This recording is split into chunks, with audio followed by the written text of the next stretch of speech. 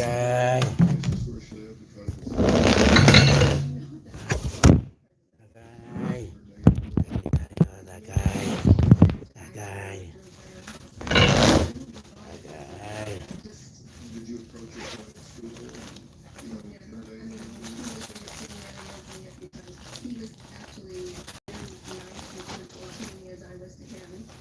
Ah, so freaking tired.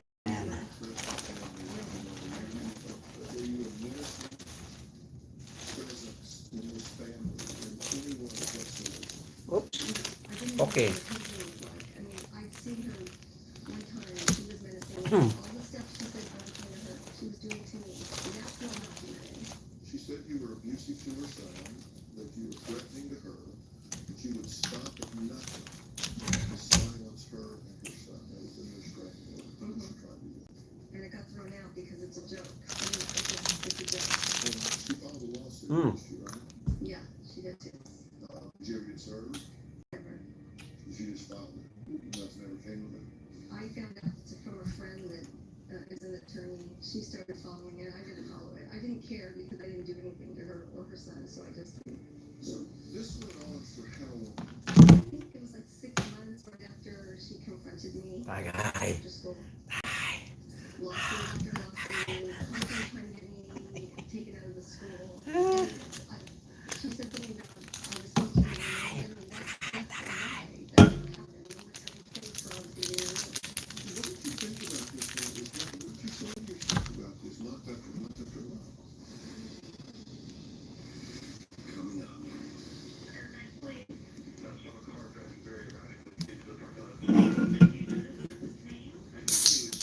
My car is surrounded by police, but somebody saw me putting drugs in her car.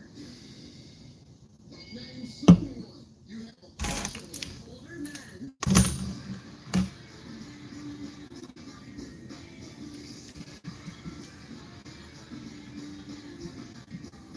So Steve Harvey is playing out in Congo. That type body. Flying out to Cuba. New Family Feud starts September 23rd. Weeknights at 7 and 7:30 on KCAL Los Angeles. Hey, I just got a text from my sister. You remember Rick, her neighbor? Sure. He's a 76-year-old guy who still runs marathons, right? Sadly, not anymore. What? You mean? Just like that. Wow. So sudden.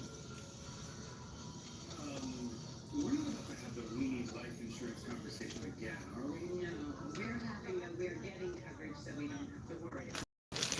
So you're talking about the $9.95 a month plan for Colonial Bank?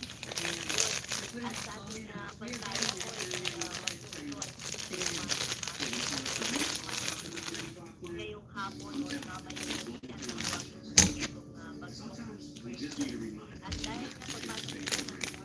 It could be the death of someone we know, or else there's one today. Could be a great day. Call for information about Colonial Penn's $9.95 plan. If you're age 50 and 85, you can get guaranteed acceptance whole life insurance starting at just $9.95. There are no complications, so you can't be treated for any health reason. This is Poverty Coverage. Maropa area, Western Visayas, Sorsogon, Masbate, at Negros Occidental. May mga moderate to heavy rains na rin tayo inaasahan sa Batangas, Quezon, the rest of Bicol region, and the rest of Visayas. Kaya doble ingat po sa ating mga kababayan dyan sa banta ng pagbaha at mga pagbuko ng lupa. Ngayong araw naman po dito sa Metro Manila ay generally magiging maulap o makulimlim na po yung ating panahon ngayong maghapon at may kasama na rin po itong mga light to moderate na mga pag-ulan. Pero by tomorrow dito sa Metro Manila ay na-expect natin ang moderate to heavy na mga pag-ulan. Dala nga po nitong habagat kaya ating paghandaan din po ito dahil nga lalo na po yung nakatira sa low-lying areas po dahil yung mga pag-ulan na na-expect natin ay posibleng magdulot ng mga pagbaha at Yung bahagi naman po ng Western Visayas, yung Maropa area, ay magtutuloy-tuloy ho yung heavy to intense sa mga pabulan na kanilang posible maranasan sa Saturday and Sunday. Kaya doble ingat, doble paghahanda po yung ating paalala dahil nga malalakas yung bugso ng pagulan na ating inaasahan sa mga nabanggit na lugar dala po ng habang Manong Ted. Ayan, so yun inyong forecast bukas for Metro Manila na moderate to heavy range, yan ay forecast lang naman, di ba? Yes po. Okay, pagtaya lamang iyan. Pero magkakaroon tayo ng kaukulang advisory by kailan ito? Anong oras kung sakasakali para lang talaga mas detalyado na yung inyong forecast for tomorrow, 11 p.m. tonight? Meron po ulit tayong update po sa ating weather advisory at saka tropical cyclone advisory po mamayang alas 11 po ng umaga. Tagay. Sundan po ulit ito na alas 4 saka alas 5 po ng hapon. And then yun, sa gabi po ulit. Yes. So every 6 hours ito para uminom ka ng gamot. Yes po, tama po man. Okay, sige. So, Ana, maraming salamat sa informasyon at mabuhay ang mga tagapag-asa. Basta, Ana. May pag-asa. Salamat, Ana. Poke-poke. Thank you, Ana Floren ng Pasya sa mga kapatid. May moderate to heavy rains daw Daw, ang forecast bukas. Forecast pa lang naman. So, posibleng magbago ay Opo. So, ang aking kasi ginagawa din yan, meron tayong pag-asa ng official forecast na sa atin, weather bureau natin. Okay? So, tayo po ay makinig sa kanila, sumunod sa kanila. Ngayon, kung may mga lugar kayong pupuntahan na wala ko namang kaukulang kung sinasabi natin ng mga storm warning, rainfall warning, opo, you can check the other weather apps para po doon sa kanila pong prediction din kung pareho ba sa pag-asa. Kasi nagkakaroon po ng mga windows yan kasi kapag sinabing, ay bukas ay uulan ng heavy, o kaya moderate. So May oras. hindi ka naaalis. Kasi isipin mo buong araw. Oo, takot ka na agad sa ulan. Opo, buong araw ulan, to be safe, no? Pero meron po kasi din ilang mga apps na nagsasabi na itong ganito, ang percentage of rain ay malaki, mataas. Oo, meron din naman mamaya, mawawala, ganito. So, manaka-naka, yung ulan, yan po yan. Yan din po ang ating ginagawa po kapag tayo. Oh, excuse me. Okay.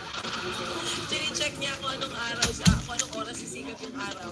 Para ganong oras siya, pagka-timing niya, itong oras na ito magsasampay. Good, bagod. Meron na po mag-uula. Yes, at magbababad. O, sisikat pa ang araw, malalaman natin. Yan. Kaya bukas, girl, tuloy ka lang sa inyong lakad. Sa aking farm, dito sa may Pampanga at sa So, may Tarlac. nabuhukay doon. Hindi pa nga. Oo, hindi pa pwede maghukay. Naalala mo na naman good morning po kay Sir Johnny na ng DN Steel Corporation. Hi Sir Johnny. Good morning. Ganda umaga rin po kay Sir Ray. Pumunta ang ating dinner for walk-up para sa pamilya at ating happy birthday again. And also maganda umaga rin kay Janice Bondok today. Basahan niyo po ang kanyang column sa Philippine Star dahil yan po okay. nabanggit ang binabanggit Tama ng natin. mga aeroplano na hinihiram-hiram daw ng iba. Agay. Gulfstream nag-jet.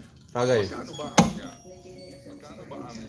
bayad raw kapag ikay gumagamit ng isang jet na Gulfstream na maaaring gamitin papunta ng Naga o papunta po ng Indonesia. Isang oras pala, $10,000. Grabe ang gutom. So sabihin ng viewer, tsaka Ayan, koke-koke. Sa tinitignan ko, $3,400 Tagay, tagay, tagay. per hour. ando sa Oo, mararenta ka. Naku, Pag private jets. Depende sa size, sa kung sino gumawa.